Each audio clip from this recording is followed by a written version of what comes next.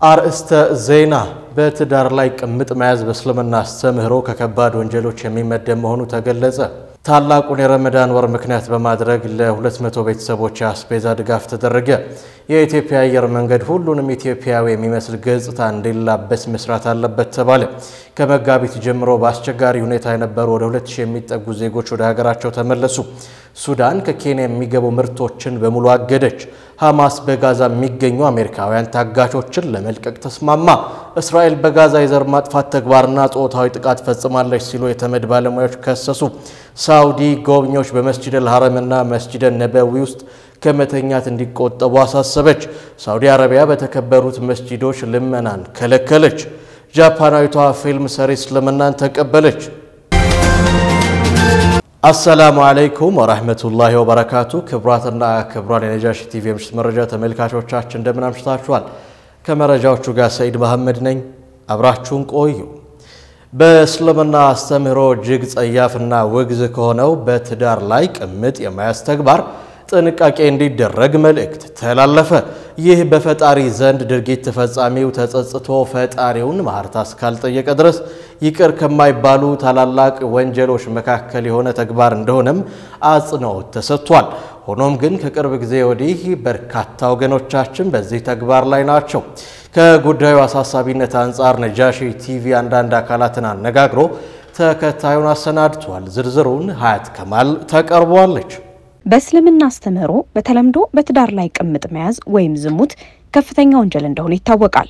ቅምጥ ማለት ከተፈቀደ ወይም ሐላል ከሆነ ጋብቻ ላይ ባልተፈቀደና ሐላል ባልሆነ መንገድ ከተቃራኒ ጾታ ጋር ግንኙነት መኖር ነው። ይህ ተግባር ከቅርብ ጊዜ ወዲህ እየተለመደና የብዙዎችን ደጅ ያንኳኳ ያለ ተግባር መሆኑን ነጃሺ ቲቪ ባደረገው ምልከታ ለማወቅ ችሏል። ይህ በእስልምና አስተምህሮ እጅግ በጣም ጸያፍና ውጉዝ የሆነ ተግባር ድርጊቱን ፈጻሚው ሰው ወደ ፈጣሪው ካልተመለሰና ምህረትን እስካልጠየቀ ድረስ ይቅር የማይባል ትልቅ ወንጀል ነው። ሆኖም ግን ከቅርብ ጊዜ ወዲህ በተለያዩ አካባቢዎች ይህ ድርጊት የተለመደ ሆኖ እየተበራከተም ይገኛል። ብዙዎች ትዳር መስርተው ከሚኖሩበት ቤት ራቅ ብለው የሚገኙ አንዳንድ አፓርትመንቶችና የጋራ መኖሪያ ቤቶች ለቅምጥ የተዘጋጁ በሚመስል ሁኔታ በርካቶችን እያስተናገዱ መሆኑም ተሰምቷል። ስለሆነም ነጃሺ ቲቪ ከጉዳዩ አሳሳቢነት አንጻር የተለያዩ አካላትን አነጋግሯል። ታላቁ ዓሊም ሼህ መሐመድ ሐሰን ፈድሉ በጉዳዩ ላይ ተከታዩ ማብራሪያ ሰጥተዋል። በዝሙት ቅምጥ የሚያረጉት ያ ሐራም ነው። ሁለተኛ ሚስት ብትኖረውም ባትኖረውም ያለ ኒካህ ሴትን መገናኘት ሐራም ነው። ይሄንን አላህን ፈርተው መተውበት ነው ያለባቸው። ይህ ጸያፍ ተግባር ከፈጣሪ መንገድ ማስወጣት ብቻ ሳይሆን በተጨባጭ የተለያዩ ማህበራዊ ቀውሶችንም እንደሚያስከትል እሙን ነው። ቤተሰብ እስከመበተን ለተላላፊ በሽታዎች መጋለጥ፣ በትዳር ባሉበት ቤት ውስጥ ኃላፊነትን በአግባቡ አለመወጣትና ሌሎችም ዘርፈ ብዙ ጉዳቶችን ያስከትላል። አቶ ሙስጠፋ ሽፋ በፌደራል ማናቸውም ፍርድ ቤት የህግ አማካሪና የሰብአዊ መብት ተሟጋች በሚያስከትላቸው ተጽዕኖች ዙሪያ ተከታዩን ብለዋል። እንደ አይነት ሂደት ጥረው ያፈሩትን ደግሞ ሀብትና ንብረትንም ደግሞ ምን ያደርጋል? ኢኮኖሚካሊ ክራይሲስ ያመጣል። ይህ ማለት በፍርድ ቤት ውጣ ውረድ በተለያዩ ሂደቶች ላይ ሀብታቸውን የማጣት ሁኔታዎችን ያስከትላል። ባህልንም እሴትንም ደግሞ ያደፈርሳል ነው። ይህን ስል ምንድነው ሃይማኖታዊ ወይ ባህላዊ ቀኖናውን ተከትለው ያልሄዱ ሰዎች የሚያስከትሉት አንዳንዴ ደግሞ አላግባብ መበልጸግንም ያስከትላል። አንዱ ወይ ወንዱ ወይ ሴቷ ወደ አንደኛው ወገን ሲጠጉ ማቴሪያል ቤዝድ ሆኖ ሲመጡ አንደኛው ወገን ቀድሞ ለነበረው ትዳር ወይም ደግሞ አዲስ ለሚያስበው ሂደት ላይ ግንኙነት የኢኮኖሚ ውድቀትንም ያስከትላል ማለት ነው። ስለሆነም ይህ ድርጊት ለምን አስፈለገ? በትዳር ላይ ቅምጥ ለመያዝና ዝሙት ተብሎ ወደ ተገለጸው ተግባር ለመግባት በምክንያትነት የሚጠቀሱት ምንድናቸው? ህጉስ በትዳር ላይ ቅምጥ መያዝን እንዴት ያየዋል ሲል ነጃሺ ቲቪ ለአቶ ሙስጠፋ ሽፋ አንስቷል።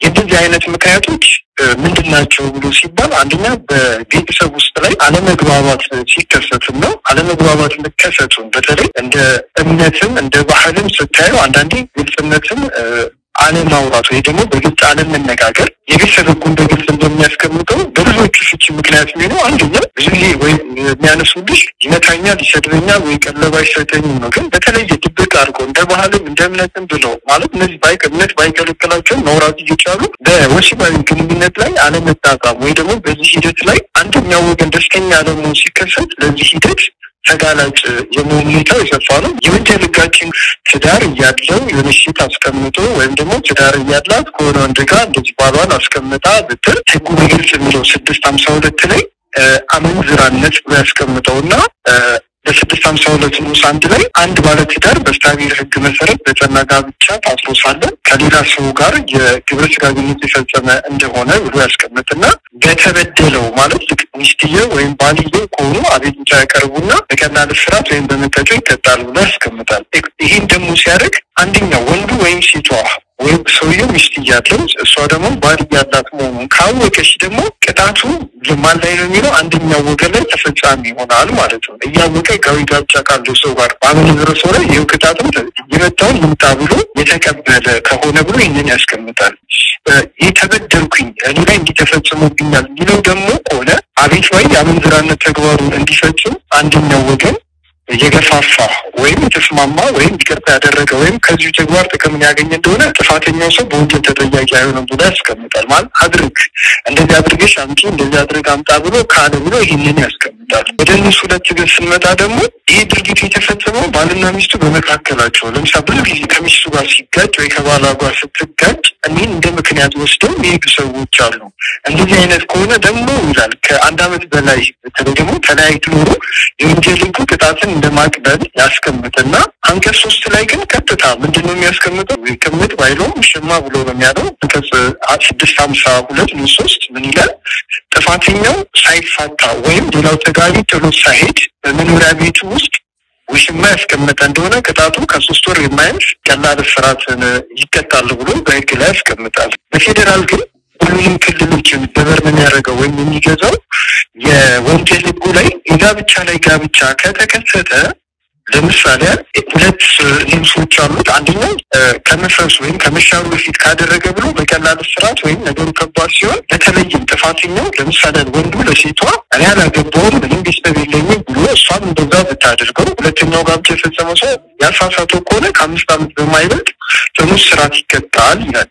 የሌላ አንቀጽ ደግሞ ማንም ያላገባ ሰው ሌላው ሰው በጸና ጋብቻ የታሰረ መሆኑን እያወቀ ደግሞ ያገባውን ሰው ካደረገ ደግሞ እሱ ጋር ግንኙነት ከፈጸመ በቀላል እስራት ይቀጣል ብሎ ሕጉ ያስቀምጣል ራሱ።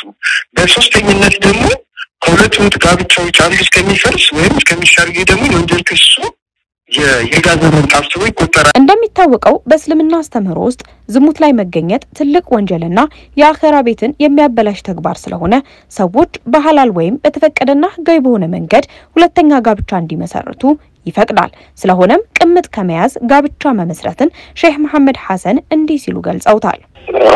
ይሄማ ለጓቢ ነው ችግር የለውም። በሐላል መንገድ ማግባት መሰለ ሐላል ማለት ወሊያ ዘመዷ አለበት ሸሂድ ቀርቦ ማህር አድርጎ አግብቶ ከሆነ ሚስቲቱ ባታውቅም ሐላል ነው ችግር የለውም። የሚስቲቱ ማወቅ ሸርጥ አይደለም ማለት ነው። የሚያገባት ሁለተኛይቱ ያገባት በሸሪዓው ትክክል ከሆነ የሆነ የመጀመሪያ ሚስቱ ማወቋ ግዴታ አይደለም። ባይሆን ያላወቀ ጊዜ እሱ ማከል የሞተ እንደሆነ በኋላ ውርስ ላይ ምናምን ችግር እንዳይመጣ ማሳወቅ ተገቢው ነው እንጂ ኒካሁ አይበላሽበትም። ወደ ሐላሉ ለማምጣትም ብዙ ችግር አለው። ልጅ ተወልደው እንደሆነ ልጆቹ ሊጠራ ነው እንደሆኑት በግምት በቅምጥ የተወለዱ እንደገና ግን ሐላል ለማድረግ ተለያይተው ሲያበቁ የወር አበባ እስከምታይ ድረስ ቆይቶ ነው ኒካህም ደግሞ ሐላል ለማድረግም ቢሆን ይህንን አላህን ይፍሩ ነው። አንድ መዛብ እንኳን በሐነፎቹ የራሱ ተሆነ ሀይድ ባታይም እንደገና ኒካህ ማድረግ ይችላል ይላሉ። ቤጉ መቼም ተለያይተው ትንሽ ቆይተው እንደገና ቢጋቡ በጣም ያማረ ይሆናል። ከዛ በፊት የተወለደ ልጅ ካለ ግን የኒካህ አይባም። ህጉስ በትዳር ላይ ትዳር መመስረትን እንዴት ያያዋል ስንል ላነሳነው ጥያቄ አቶ ሙስጠፋ ሽፋ በፌዴራል ማናቸውም ፍርድ ቤት የህግ አማካሪና የሰብአዊ መብት ተሟጋች ተከታዩን ምላሽ ሰጥተዋል። ጋብቻ ላይ ጋብቻ የተፈጸመው አግባብ ባለው ህግና በተለይ ሁኔታ ይላል። ለምሳሌ በሃይማኖት ሲመጣ እንደ እስልምና ከሆነ ወይም በባህል ማለት ለምሳሌ አንዳንድ ክልሎች ላይ ስትሄጂ ደቡብ ኢትዮጵያ ላይ ባነሳለች ወደ ዳሰነች ወደ ሐመር አካባቢ ስትሄጂ ለማግባት ግልጽ ያደርጉታል። ይህ ግልጽ የሚደረገው ምንድነው 25 በሬዎች ተደርድረው መዝለል የሆነ ምናምን ሂደት ማድረግ። ልክ ማዕከላዊ ኢትዮጵያ ላይ ደግሞ ስትመጪ እንደ ስልጤ እንደ ጉራጌ አላባ አካባቢ ስትመጪ የውርስ እንደዚህ የሚባሉ አሉ ባህላቸው እሴታቸው የሚያደርግ ከሆነ እውቅና ይሰጣቸውና እነዚህ ደግሞ ልክ ተመስርተው ለሚፈጸሙ ጋብቻዎች በሚሰጠው እውቅና መሰረት እንደሆነ ከዚህ በላይ የተቀመጠው ቅጣት ተፈጻሚ አይሆንም ማለት 650 ተፈጻሚ አይሆንም ብሎ ያስቀምጣል። ምን ማለት ያለበት የሃይማኖት ስርዓትና የባህል ስርዓት ከተሟላ ተጠያቂ አይሆንም ብሎ ወንጀል ሕጋችን በግልጽ ያስቀምጠዋል ማለት ነው። በመጨረሻም ሼህ መሐመድ ሐሰን ፈድሉ ቅምጥ ወይም ዝሙት እጅግ ጸያፍ ተግባር እንደሆነና በእስላማዊ የመቅጫ ህጎች የምትተዳደር ሀገር ላይ ብንሆን ኖሮ ቅጣቱ እጅግ የከፋ ይሆን እንደነበር በማስረጃ ገልጸዋል። ቅጣቱ ከባድ ነው። ዱንያው ላይ እንኳን ማለት ነው አግብቶ ማያቅ ተሆነ 100 ጅራፍ ተዘርፎ ሀገር መባረር አለበት ነው የሚለው። ያ ደግሞ አግብቶ የሚያቅ ተሆነ በድንጋይ ሰው ተሰሙት ሁለት ተሰብስቦ ተቀጥቅጦ ይገደላል ነው የሚለው። ቅጣቱ ከባድ ነው በዱንያ ላይ እንኳን ቢሆን ማለት ነው። አኺራ ደግሞ ጀሃነም የሚያስገባ ነገር። ስለሆነም በተለያዩ አካባቢዎች በዚህ ሐራም የሆነ ተግባር ላይ ያሉ ወገኖቻችን ከዚህ ተግባራቸው ራሳቸውን አቅበው የነገ የአኺራ ቤታቸውን በሚያስውቡ ሌሎች ተግባራት ላይ ጊዜያቸውን እንዲያውሉ መልእክታቸውን አስተላልፈዋል።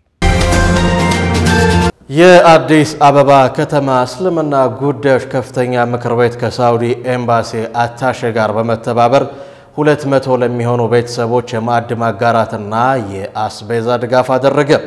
ታላቁን የረመዳን ወር ምክንያት በማድረግ ምክር ቤቱ ከረመዳን 1 እስከ 30 ባሉ ቀናቶች የማዕድ ማጋራት መርሃ ግብሮች ከተለያዩ ዓለም አቀፍ ድርጅቶችና ባለሀብቶች ጋር ቅንጅት በመፍጠር እየሰራ እንደሚገኝ የምክር ቤቱ ፕሬዝዳንት ሼክ ሱልጣን አማን ኤባ ተናግረዋል። የዛሬው ለ200 የሚሆኑ ቤተሰቦች የማዕድ ማጋራትና የአስቤዛ ድጋፍ የተገኘው ከሳውዲ ኤምባሲ አታሼ እንደሆነም ተጠቅሷል። የሳውዲ ኤምባሲ ምክር ቤት እየሰራቸው ያለው የልማት ስራዎች ለመደገፍ ቁርጠኛ እንደሆነ በመድረኩ የተገኙት ሼክ ሳውድ አልጃዋሪ ገልጸዋል። በአፋር ክልልም ከመጅሊሱ ጋራ በጋራ በመሆን የሳውዲ ኤምባሲ እየሰራ እንደሚገኝ ተጠቅሷል። ኤምባሲው በሌሎች የልማት ስራዎችም አብሮ ለመስራት የሳውዲ ኤምባሲ ፈቃደኛ መሆኑንም የሳውዲ ኤምባሲ ተወካይ ሼክ ሳውድ አልጃዋሪ ተናግረዋል። ተወካዩ አያይዘውም በዚህ የተቀደሰ ስራ ከመጅሊሱ ጋራ በመስራታቸው ደስተኛ እንደሆኑም ተወካዩ ተናግረዋል። በተጨማሪም የአዲስ አበባ ከተማ እስልምና ጉዳዮች ከፍተኛ ምክር ቤት ከሚድሮክ ድርጅት ባገኘው የ5 ሚሊዮን ብር ድጋፍ ለዑለሞች፣ ለአሊሞች፣ ለሙአዚኖች ለምክር ቤቱ 910 የውስጥ ሰራተኞች እገዛ እንደተደረገ ተገልጿል።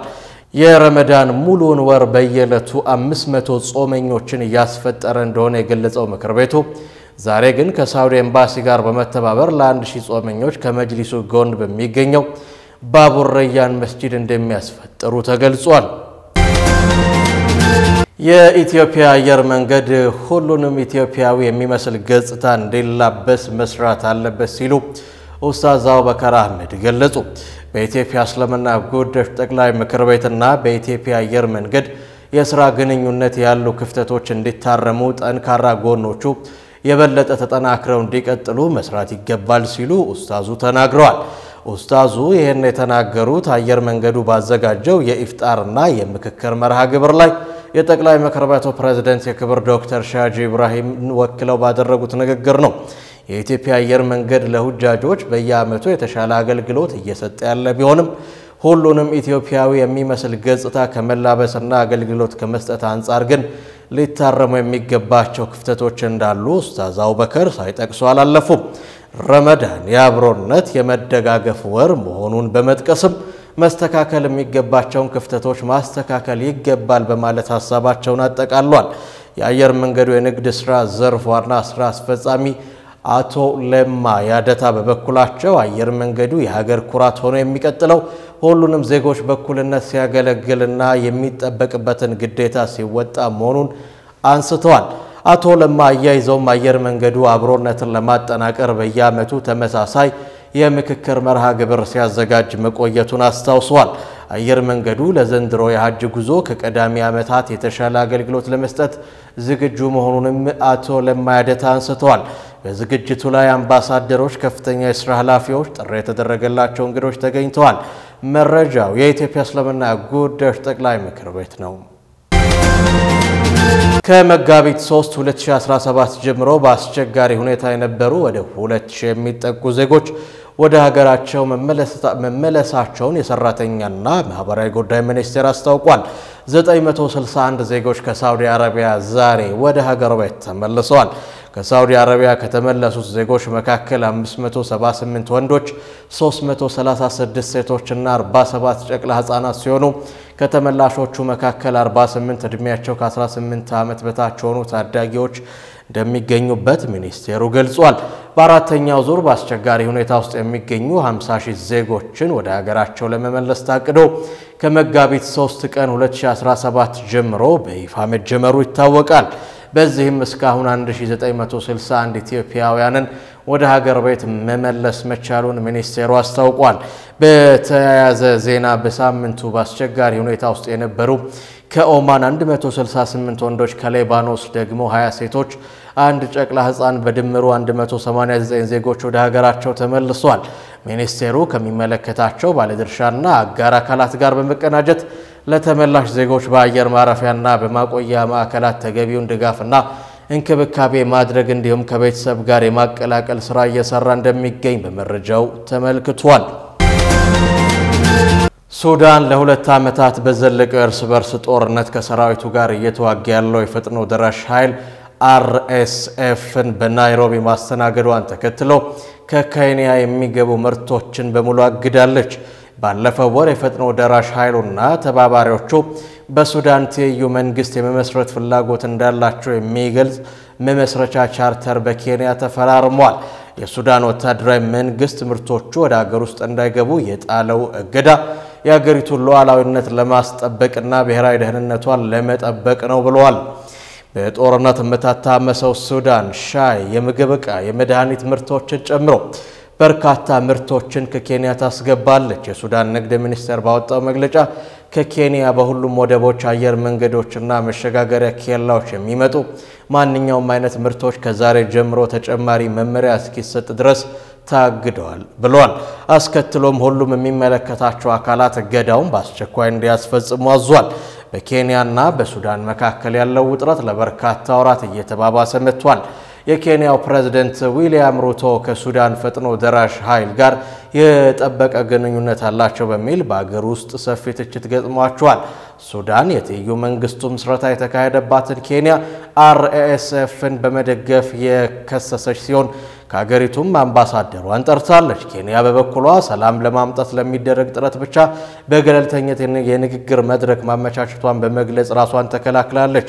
ሱዳን ኬንያ RSF የሚያደርጋቸውን ስብሰባዎች ማስተናገድ ከጠላት ጋር አቻ ነው ብላለች። ነገር ግን ኬንያ ስብሰባዎቹን ማዘጋጀት በሱዳን ያለውን ጦርነት ለማስቆም መፍትሄ ለመፈለግ የሚደረገው ጥረት አካል መሆኑን በመግለጽ ከዚህ ውጭ የተለየ ዓላማ የለውም ስትል ተሟግታለች።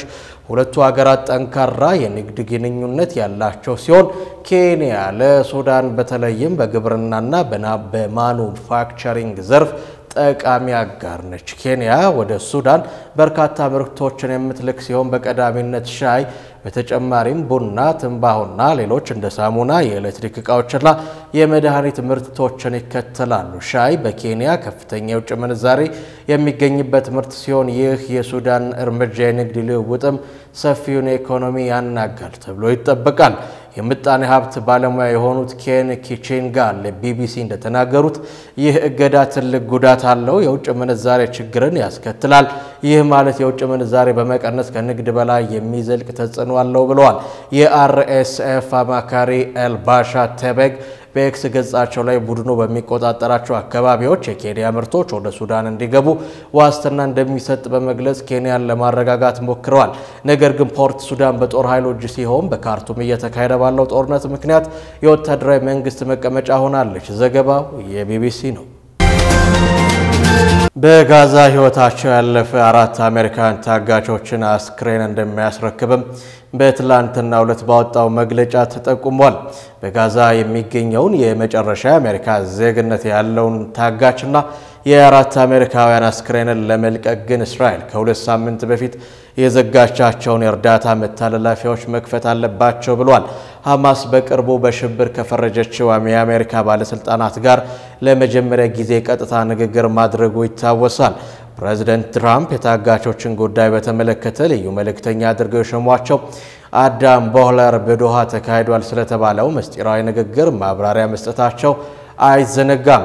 የፍልስጤም ቡድን በጋዛ ታግቶ የሚገኘው የ21 ዓመቱ ኤዳን አሌክዛንደርም የአራት አሜሪካ ዜግነት ያላቸው ታጋቾች አስክሬን ስለሚለቀቁበት ጊዜ ዝርዝር ማብራሪያ አልሰጠም።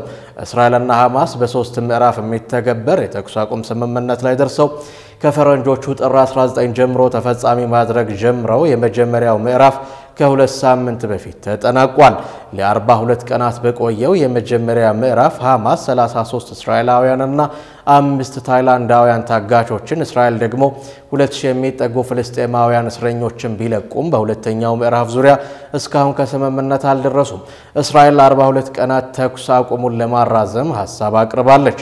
ሐማስ ግን በስምምነቱ መሰረት በሁለተኛው ምዕራፍ ተኩስ አቁም ዙሪያ ለመደራደር እንጂ የተኩስ አቁም ማራዘሚያውን እንደማይቀበል ማሳወቁን ሮይተርስ በዘገባው አስታውሷል። በሁለተኛው ምዕራፍ ተኩስ አቁም ሐማስ ሁሉንም ታጋቾች መልቀቅ፣ እስራኤል ደግሞ ከጋዛ ወታደሮቿን ማስወጣት እንዳለባት በአሜሪካ አደራዳሪነት በተደረሰው የመጀመሪያ ስምምነት መግባባት ላይ ተደርሶ ነበር። የጠቅላይ ሚኒስትር ቤንያሚን ኔታንያሁ አስተዳደር ሐማስ በትላንትናው ዕለትም በሁለተኛው ምዕራፍ የተኩስ አቁም ላይ ድርድር እንዲጀመር የሚጠይቅ ደብዳቤ ከአደራዳሪዎቹ እንደደረሰው የቡድኑ ቃል አቀባይ አብዱልለጢፍ አልቃኑን ለሮይተርስ ተናግረዋል። ለቀረበው የድርድር ምክረ ሐሳብ አዎንታዊ ምላሽ መስጠቱንም ነው ያብራሩት።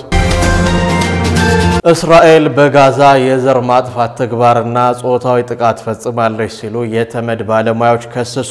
ሪፖርቱ እንደገለጸው የእስራኤል ኃይሎች ፍልስጤማውያንን ልብሳቸውን በመግፈፍ በአደባባይ እርቃናቸውን እንዲታዩ አድርገዋል። ወሲባዊ ጥቃትን ፈጽመውባቸዋል። እስራኤል በጋዛ የዘር ማጥፋት ተግባርና ጾታዊ ጥቃት ፈጽማለች ሲሉ የተመድ ባለሙያዎች ከሰሱ።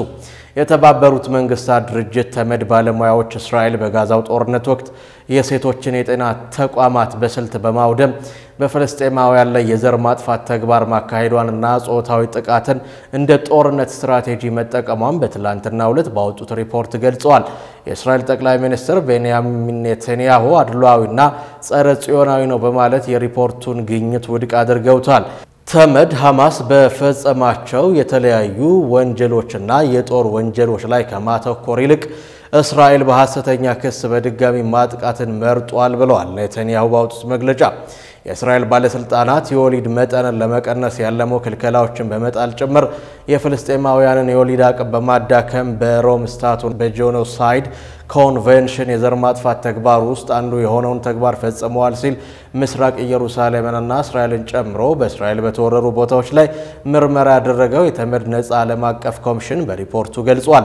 በሕክምና አገልግሎቶች ላይ ገደብ በመጣሉ ምክንያት የእናቶች ሞት መጨመሩንና ይህም የሰው ዘርን ከማጥፋት ጋር የሚስተካከል እንደሆነ ኮሚሽኑ ጠቅሷል። ሪፖርቱ እንደገለጸው ሐማስ ጥቅምት 7 2023 በእስራኤል ላይ ጥቃት ማድረሱን ተከትሎ የእስራኤል ኃይሎች በሐማስ ላይ በከፈቱት ዘመቻ ፍልስጤማውያንን ልብሳቸውን በመግፈፍ በአደባባይ እርቃናቸውን እንዲታዩ አድርገዋል። ወሲባዊ ጥቃትን ፈጽመውባቸዋል። እስራኤል ግን የቀረቡባትን ክሶች አስተባብላለች። ሳውዲ ጎብኚዎች በመስጂድ አልሐረምና በመስጂድ ነበዊ ውስጥ ከመተኛት እንዲቆጠቡ አሳሰበች። የሁለቱ ቅዱሳን መስጂዶች ጉዳይ ጎብኚዎች በመስጂድ አልሐረም፣ መስጂድ ነበዊ እንዲሁም በመስጂዶቹ ግቢ እንዳይተኙ የሚከለክል መመሪያ አውጥተዋል። ይህ ውሳኔም ቅዱስ ስፍራዎችን ለማስጠበቅና የሁሉንም እንግዶች መጽናናትና ደህንነት ለማረጋገጥ ነው ተብሏል። የሁለቱ ቅዱሳን መስጂዶች ጉዳይ ሰሞኑን በታላቁ መስጂድ አልሐረምና በነብዩ መስጂድ ነበዊ መተኛት እንደማይፈቀድ አጽንኦት ሰጥቶ አረጋግጧል። ባለስልጣናቱ በግቢው ላይ መተኛቱን መፍቀዱ የአምልኮውን ድባብ እንደሚያውክና መስጂድ ለሚጎበኙ ሰዎች ምቾትና ደህንነት እንደሚጎዳ አስረድተዋል።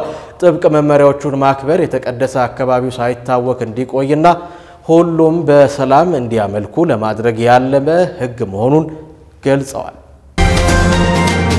የሳውዲ አረቢያ እስልምና ጉዳዮች ሚኒስቴር በመስጂዶች ዙሪያ መመሪያዎችን ያወጡ ሲሆን በዚህም ልመናን ለመከላከል ጥብቅ እርምጃዎችን አውጥተዋል። በዚህ ሳምንት መጀመሪያ ላይ የወጣው መመሪያው በመስጂድ ግቢ ውስጥም ሆነ በአካባቢው መለመንን በግልጽ ይከለክላል። የመስጂዱ ሰራተኞች መዋጮ የሚጠይቁ ግለሰቦች ሲያጋጥሟቸው ለጸጥታ አካላት በአስቸኳይ እንዲያሳውቁ ታዟል። ይልቁንም ዘጋጆች በተፈቀደላቸው ቻናሎች መደበኛ ዘካና የበጎ አድራጎት አስተዋጽኦ እንዲያደርጉ ይበረታታሉ። ፓኪስታናውያን በሳውዲ አረቢያ ለልመና የኡምራ ቪዛ በመጠቀማቸው በተደጋጋሚ ታስረዋል። በተጨማሪም ህንዶች፣ ሞሮኮ፣ የመን በታላቁ መስጂድና በሌሎች የሀገሪቱ መስጂዶች ሲለምኑ ተይዘዋል። በረመዳን ሁሉም የመስጂድ ሰራተኞች በሙሉ መደበኛ ክትትል እንዲያደርጉ ይጠበቅባቸዋል የተባለ ሲሆን መቅረት የሚፈቀደው ድንገተኛ ሁኔታዎች ሲያጋጥማቸው ብቻ እንደሆነም ነው የተገለጸው። ጃፓናዊቷ የፊልም ኮከብ ኬይ አሳኩራ ወይም ሬይ ሊል ብላክ እስልምናን ተቀበለች። በማሌዥያ የሙስሊም እንግዳ ተቀባይነት ካገኘ በኋላ እስልምናን ተቀበለ። በመድረክ ስሟ ሊል ብላክ ተብላ የምትታወቀው የቀድሞዋ የጃፓን ጎልማሳ የፊልም ተዋናይ ኬይ አሳኩራ ወደ ማሌዥያ ኳላላምፑር ያደረገችውን የለውጥ ጉዞ ተከትሎ እስልምናን መቀበሏን አስታውቃለች። አሳኩራ ከሲንጋፖራዊው ፖድካስተር ዲዛር ኢስማኤል ጋር ባደረገችው ትክክለኛ ቃለ ምልልስ ወደ እስልምና የገባችበትን መንገድ ዘርዝራለች። በማሌዥያ ውስጥ ከአካባቢው ሙስሊሞች ጋር መገናኘቷ እይታዋን እንዴት እንደቀየረውም ገልጻለች። ሂጃብ ለብሳ መስጂዶችን ስትጎበኝ ያሳለፈችው ተሞክሮ ከህዝብ ሙስሊሙ ባገኘችው ሞቅ ያለ አቀባበልና ተቀባይነት ልቧን እንዳሳየች ተናግራለች። እስልምናን የተቀበለችው ግለሰቧ የረመዳን ጾም መጀመሯን በኦንላይን ለተከታዮቿ አጋርታለች። አሳኩራ በአዋቂዎች መዝናኛ ውስጥ ስለ ቀድሞ ስራዋ ጥያቄዎች ገጥመዋታል። በፊልም ኢንዱስትሪ ውስጥ ስለመቀጠሏ ስጋቶች በሰጠችው ምላሽ በኦንላይን ላይ የሚተላለፉ ቪዲዮዎች ከዓመታት በፊት የተቀረጹ መሆናቸውንና ለዛ ይዘት መብት እንደሌላት ገልጻለች። ይህም ከቀድሞ ሙያዋ ሙሉ በሙሉ ማቋረጥ እንደምትችልም ጠቁማለች።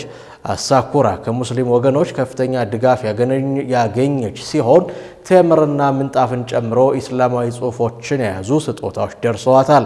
በዚህም የደስታ እንባ አንብታለች። የአሳኩራ ታሪክ በተለይ ከፍተኛ ደረጃ ያላቸው ወይም አወዛጋቢ ያለፈ ታሪክ ያላቸው ሰዎች የሚያጋጥሟቸውን ፈተናዎችና እድሎች አጉልቶ ያሳያል ነው የተባለው። ክብራትና ክብራን የነጃሺ ቲቪ የምሽት መረጃ ተመልካቾቻችን የዕለቱን የምሽት መረጃ በዚሁ አገባደድን። ከቀሪ የነጃሺ ቲቪ የምሽት መሰናዶ ጋር መልካም ምሽት።